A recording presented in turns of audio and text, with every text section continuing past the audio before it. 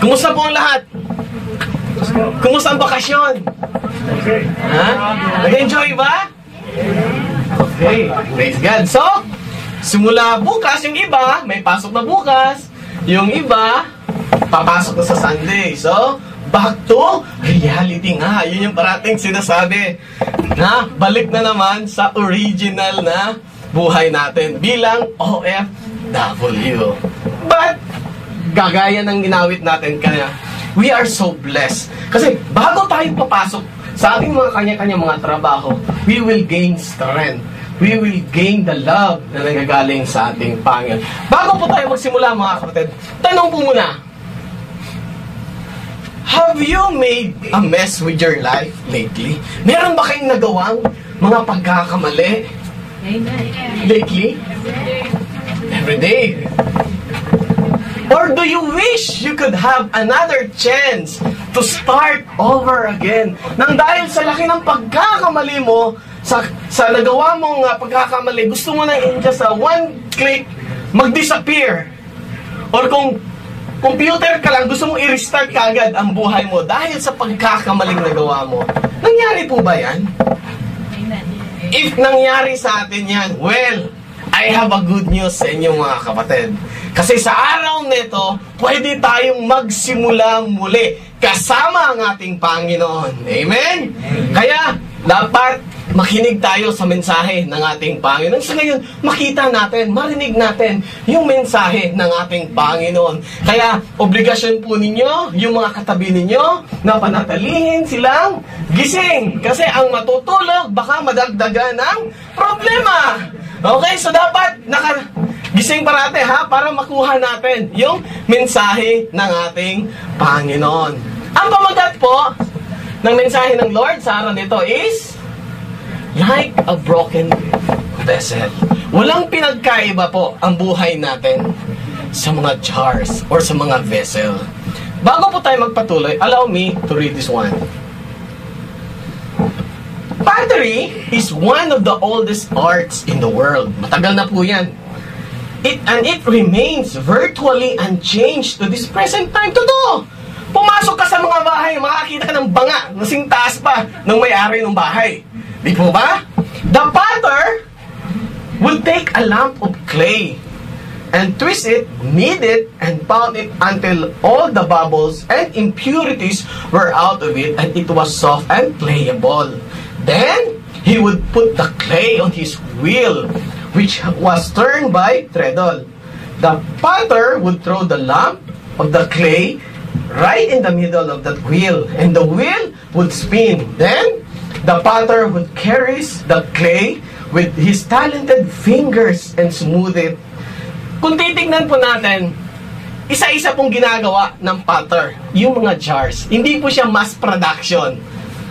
And from that unlovely, from galing doon sa clay na hindi mo halos alam kung anong itsura, there would be a marvelous beautiful vessel. From those clay, mangyayari is magiging itong napakagandang isang jar or mamahalin na jar. So speaking of mamahalin ng mga jars mga kapatid, allow me to show you 5 of the most expensive jars in the world. Una is number 5 the list is the 600-year-old Ming vase. The vase sold for $614,000 back in 1984. But on May 30, 2006, at a Christie's auction in Hong Kong, the Ming vase went for much more. So tumaas pa. Purchased by Steve Wynn from Las Vegas, the Ming vase was sold for a record-breaking of $10,122,558, becoming one of the world's most expensive vase. So, kung gusto niyo makita ito, pumunta lang kayo doon sa Las Vegas. Okay? Pangapat, a Melrose porcelain vase. The price for this Qing Dynasty vase was estimated to $1,200 lang. Imagine the surprise when the vase was sold at Sotheby's in New York for $18 million, dated as probably Republican period from the early 20th century, and beautiful Qing Dynasty vase is decorated with birds and peonies. Meron ba kayong ganito sa bahay? Maraming ganito sa ranch. Pangatlo, the Ming Dynasty vase is one of the world's most expensive vase and ranked number 3 on our top 5 list. Sold at Sotheby's auction house, the blue and the white vase fetched $22.6 million, more than double the lower pre-sale estimated of $10.7 million. The 15th century Ming Dynasty vase was sold in Hong Kong. Chinese buyers from around the world competed for 32 imported pieces from Part 2 of Imperial Chinese porcelains from the Mientang collection, which bought a whopping of $71.8 million in just 1 hour. Grabing pera pinag-uusapan natin dito, mga kapatid. Pangalawa, the Qianlong Emperor was the 6th emperor of the Manchu-led Qing Dynasty and the 4th King Emperor to rule over China. This gorgeous Qianlong vase is something unique.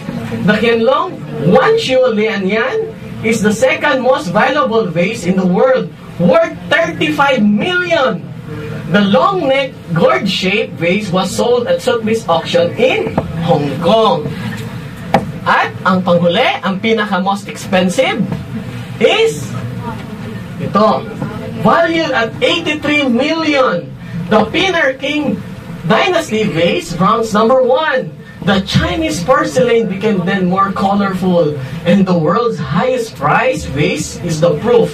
This vase, described as being made for the Qianlong Emperor, was auctioned in England in 2010, and the winning bid was more than 50 times the pre-sale estimated. Ano, sasali ba tayo sa auction nito? Pwede pa ba nating habulin? So, tingnan po natin. Tingnan po natin yung mga jars na pinakita ko, yung mga vase. Nakita natin yung value nila. Nakita natin kung paano sila pinagkaguluhan ng mga to. Then, let us compare it later dun sa vessel or sa jar na ginagawa ng ating Panginoon. So, allow me to read again the scripture reference sa araw nito. Sabi dito, the word that came to Jeremiah from the Lord, arise and go down to the potter's house, and there I will let you hear my words. So I went down to the potter's house, and there he was working at his wheel, and the vessel he was making of clay was spoiled in the potter's hand, and he reworked it into another vessel, and it seemed good to the potter to do. Yung scripture reading po natin sa araw na ito, ito po yung analogy ng potter at clay. At yung alam naman natin na yung greatest quality or ability ng clay is to yield, na kahit anong gawin mo, nakukuha mo yung shape na gusto mo. And we will also witness sa araw nito, mga kapatid, kung gaano ka-patient ang potters when it comes in molding the vessel. Ika nga, just to mend the broken part, ang ating, di ba, pag gumagawa ang potter, habang hinuhubog niya ito, may mga clay naman yan na minsan dumidikit sa katawan niya, or minsan sa kamay niya, or minsan nahulog. Pero hindi yun nagiging useless sa mata ng potter. Ginagamit ulit niya yun at nagagawa into another beautiful vessel. So we will also see today how those unfavorable events will turn favorable later on for God's glory, mga kapatid. So, bago ang lahat, maging malinaw muna tayo. Kasi yung mga subject dito, meron po itong mga kanya-kanyang mga simbolo. Who symbolized the potter? God. Of course, diba? Jesus Christ. Who symbolized the vessel? Tayo. Okay? Then what is the main ingredient of clay? Alam ba natin yung pinaka-main ingredient ng clay? Dust and water. Diba? Now, Kuya Kit, ano naman yung significant? Kung alam na namin kung sino ang sinisimbolo ng potter at kung sino ang sinisimbolo ng vessel. Mahalaga mga kapatid for us to know kung sino yung potter sa buhay natin. Because it can give us comfort and security. Na maging malinaw sa atin that we are being molded by a person na hindi bulag. Not by chance, not by luck, but the God Almighty, who is not just our Creator, but our Father. As our Father, He is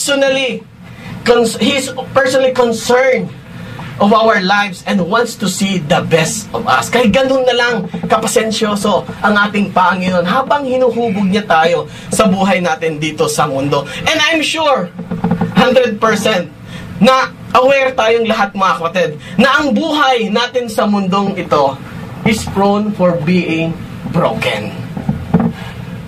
Lahat tayo, walang exempted doon. Lahat tayo dumaranas ng brokenness na tinatawag. And unless ma-repair siya, magiging useful ulit siya, di ba? Nakita natin kay Kuya Gilbert ngayon, nung nangyari sa kanya yung aksidente doon sa left side ng leg niya, hindi niya ito nagagamit ngayon, yung isang leg niya. Pero later on, dahil sa treatment, dahil dun sa mga medication na ginagawa niya, later on, magagamit ulit niya ito. Which is the same thing din minsan. Pag tayo broken-hearted, minsan hindi tayo nagiging useful. Kasi wala na tayong ibang ginagawa, kundi magmukmuk na lang, mag-emo na lang. At kahit kausapin mo, hindi na nakapagsasalita. Pero later on, once naka-move on ka na, then, andun na yung process ng healing, then you are ready to fall in love again. And you will be useful as ever. Ganon din po sa buhay natin bilang Kristiyano mga kapatid. If we have a broken relationship with our Lord, hindi tayo magiging useful. Ang kagandahan na lang is God is so gracious. Our God is a God of so many chances mga kapatid. He is willing to help us na makabangon kahit sa anong klaseng mga pagsubok or kahit sa anong klaseng kasalanan na meron tayo. So, unless we become a vessel of God's righteousness and holiness, we will be useful, mga kapatid. So, in short, if we are broken, we are in trouble. But the good thing is, ito ang specialty ng ating Panginoon. When we are broken into pieces, yung Diyos na sinasamba natin, He specialized in putting back those pieces, broken pieces. Yun ang expertise ng ating Panginoon, mga kapatid. He is able to mend those broken hearts, broken hopes, broken families, broken happiness, even yung faith natin. Kayang gawan ng solusyon yan ng ating Panginoon, mga kapatid. At ito yung paradox na hindi kailanman naiintindihan ng mga unbelievers.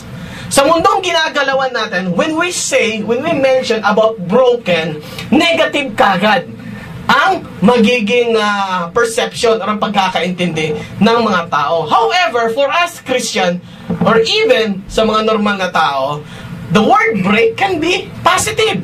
Diba? Minsan, kung salesman ka at nakabenta ka ng malaki, sasabihin mga kaibigan, malaking break sa'yo yan, pare. Diba? Kung nag-aartista ka, nagsisimula ka pa lang, nung mabigyan ka ng malaking project, sasabihin sa'yo ng manager, malaking break sa'yo yan.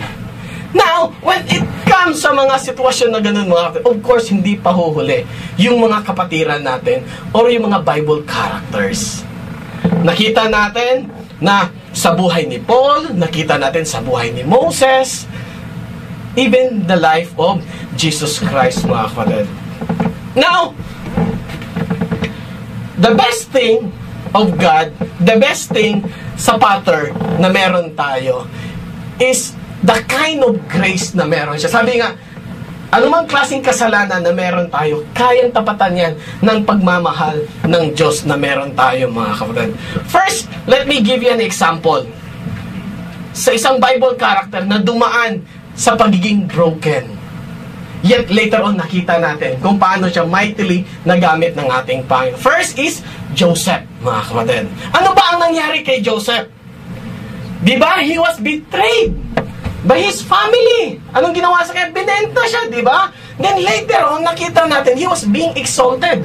Ganon din ang Diyos na sinasamba niya. Ganon din si Moses at ganon din si Paul, mga kapatid.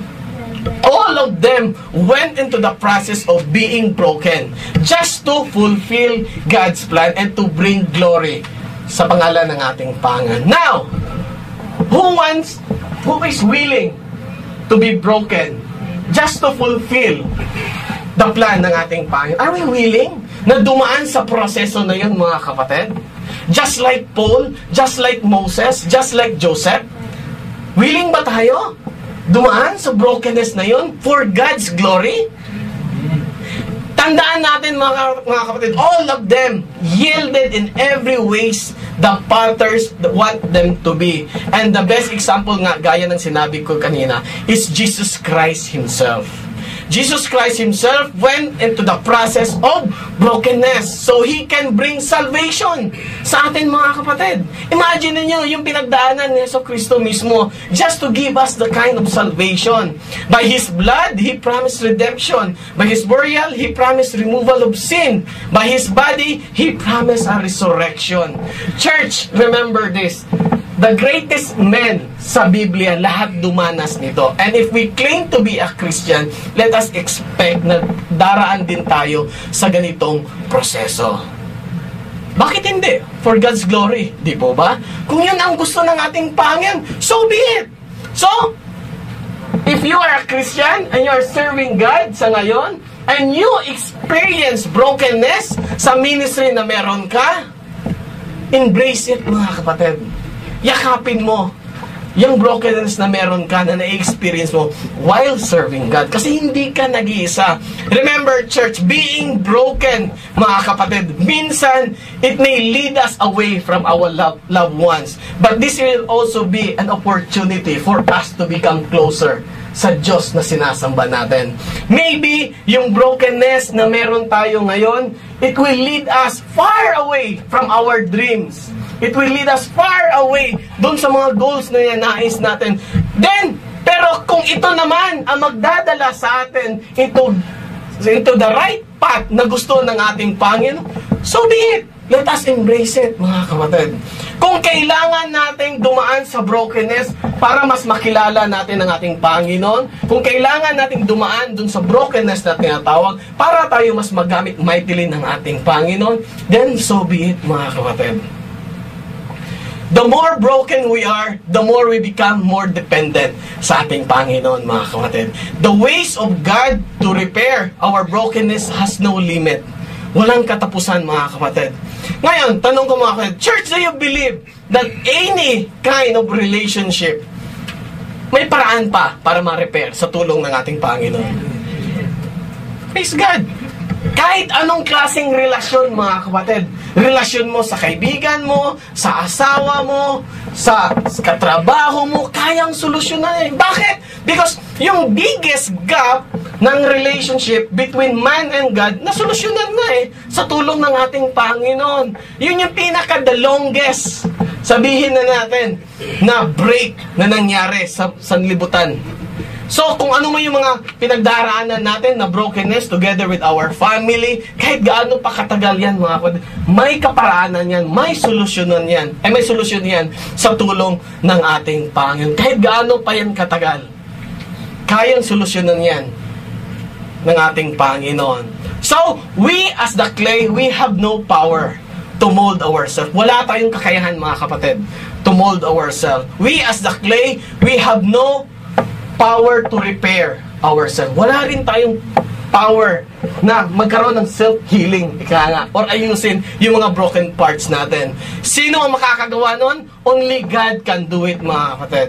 Only God's way tayo maayos. Only by God's way tayo ma-repair. So, why should we continually submit ourselves to God? Ano ba yung kahalagahan na as a Christian, why should we continually submit ourselves to the Father na meron tayo? Ano ba yung magiging advantage? Ano ba yung mangyayari? The pattern na meron tayo mga kapatid, ang Diyos na sinasamba natin, habang minumold niya tayo, for us, hindi natin nakikita yung output sa ngayon. Pero yung pattern kasi, habang ginagawa niya tayo, habang minumold niya tayo paunti, He has all the idea kung ano yung plano niya. Sa tingin natin bilang tao, wala pa tayong itsura, hindi maganda. Pero, sa isip ng pattern, sa isip ng Diyos, ang ganda na ng magiging output natin, mga kapatid. So, let us submit ourselves to the pattern, mga kapatid. Only God can do something. Ano mang klaseng mess na meron tayo ngayon, ano man yung mga part ng buhay natin that has been broken into pieces, only God can do something about it, mga kapatid. He has all the plans sa buhay natin. Lahat ng blueprint, alam ng Diyos. Lahat ng blueprint, hayag na ng ating Panginoon. Kaya we must submit continually ourselves to God. At hindi lang yon. Habang minumold tayo ng ating Panginoon, God is talking to us and He is making promises na yung ibibigay niyang buhay sa atin is napakaganda. Imagine niyo mga kapatid, sa buhay natin ngayon bilang Christian, as we continually na nagkakasala sa ating Panginoon, walang ibang iniisip ang ating pattern, walang ibang iniisip ang Diyos, kundi puro kagandahan. Puro magagandang mga finished product ang iniisip ng ating Panginoon. Rest assured mga kapatid, for us Christian, when we accepted Jesus Christ as our personal Lord and Savior, napakaganda po ng plano ng ating Panginoon. The finished product of our life would be very amazing. Siguro ngayon, hindi natin na-appreciate dahil sa mga problema na meron tayo. But rest assured mga kapatid, merong magandang plano, merong magandang disenyo ang ating Panginoon. Yung will po kanina na nabanggit dyan, yung gamit ng ating pattern, it represents the life, yung buhay natin dito sa mundo. There are three main factor po in shaping the clay. Una is yung speed ng wheel. Then yung pressure na ina-apply nung kamay nung pattern. And the yield of the clay. Kaya nilalagyan nga ng tubig. Ganito din po ang buhay natin mga kapatid sa mundong ito. Alam lahat ng ating when to apply pressure sa buhay natin para ma-bend tayo doon sa shape na gusto niya. Alam ng Diyos kung kailan niya kailangan mag-loose ng konti sa buhay natin. Alam lahat ng ating Panginoon. He controls everything mga kapatid. Sa simula pa lang ng buhay natin hanggang sa ngayon. Sometimes kailangan i-break tayo ng ating Panginoon para yung mga worldly vessels natin is mawala at palitan ito ng mga makalangit na mga laman mga kapatid. Again, ilang beses man tayong ma-break, ilang beses man tayong ma-broke into pieces, God is very much willing to repair, mga kapatid. So, wala tayong dapat ipangamba. Even how many times we fail, God, even how many times we disobey God, He is still very much willing to do the process over and over. Hindi siya magsasawang gawin yon, yung proseso na yon. Hindi siya magsasawang gawin yung pinaka-first step ulit para lang tayong ma-repair. And let us never forget mga kapatid, when we experience brokenness, it is our opportunity to experience God's amazing grace. For every brokenness na meron tayo, pagkakataon yan. Pagkakataon natin yan para makita yung klase ng pagmamahal na meron ng ating Panginoon. So, dapat we must be joyful. Ano man yung pinagdaraanan natin, we must be joyful mga kapatid. Dapat we must be full of hope. Kasi alam natin kung sinong humuhubog ng buhay natin. Alam natin kung sinong gumagabay sa atin in spite of those yung mga bagay na nangyayari sa buhay natin mga kapatid. And just like our personal life, kung paano day by day hinuhubog ng Diyos yung mga buhay natin, yung kanya-kanya mga buhay natin, ganon din po ang church ng GCC mga kapatid. Sa church natin, hindi pa po tapos ang ating Panginoon. Day by day, hinuhubog din ito ng ating Panginoon kasama nyo. Ngayon, I have a question. Are you willing to go broken with the church for God's glory? Are you willing to experience brokenness as a church? Kasi tayo dito, we are the church. Diba? Napaka-unfair naman ata kung si Jomar lang ang mag-yes dun sa brokenness na sinasabi ko. Dapat as a church, we must accept, we must be ready doon sa brokenness na pwedeng ibigay sa ating ng ating Panginoon. Kung yun ang kaparaanan ng Diyos para makita yung mga talent, yung mga skills, may ilabas natin lahat, then so be it. Kung brokenness ang sagot para makita yung unity na meron tayo sa church ito, then so be it, mga kapatid. Kung brokenness ang kailangan para mas magamit mightily ang bawat isa sa atin, makita yung pagmamahalan, then so be it, mga kapatid. Again, are you willing to be part of those brokenness ng church ito? Okay? Dapat lang, mga kapatid. Dapat hindi lang tayo nagkakaisa during vacation. Diba? Dapat higit sa lahat, when in times of brokenness, as a church, dapat nagkakaisa tayo, mga kapatid. Kung paano hindi pa po tapos, kagaya ng sinabi ko kanina, ganun din po ang ating Panginoon sa iglesia nito. So let us be all excited, mga kapatid. Because the best is yet to come sa buhay natin and sa church na ito, mga kapatid. All we have to do is to be more responsive doon sa klase ng kaparaanan, ng pagmumold ng patterns natin. Again, mga kapatid, tandaan natin, hindi pa po tapos ang Diyos sa buhay natin. Ano man ang pinagdaraanan natin ngayon, be still, kagaya nga sabi kanina sa Bible study namin. God is molding you into a masterpiece. Later on, makikita mo rin yung pinakamagandang output. Again, mga kapatid, I pray na ang bawat isa sa atin, when we experience brokenness, dapat yung kalakasan na meron ng Diyos ang siyang makita sa amin. And as a church, if we experience brokenness, dapat yung kalakasan din at pagmamahal ng Diyos na meron tayo ang siyang makita sa atin. Again, mga kapatid, God bless you. Let us pray.